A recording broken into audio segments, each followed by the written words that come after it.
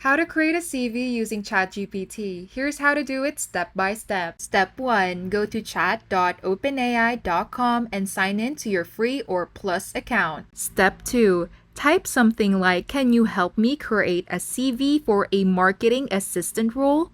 ChatGPT will usually respond by asking you for details. Step 3. Share your full name, contact info, work experience, education, skills, certifications. You can type it all in one message or let ChatGPT ask you section by section. Step 4. ChatGPT will generate a full CV for you. It usually uses a clean text layout that you can copy into Google Docs, Word, or a resume builder. Step 5. You can say make this more formal or add a section for volunteer work. Step 6. Once you're happy, just copy the text and paste it into Word, Google Docs, or Canva to adjust the layout or export as PDF.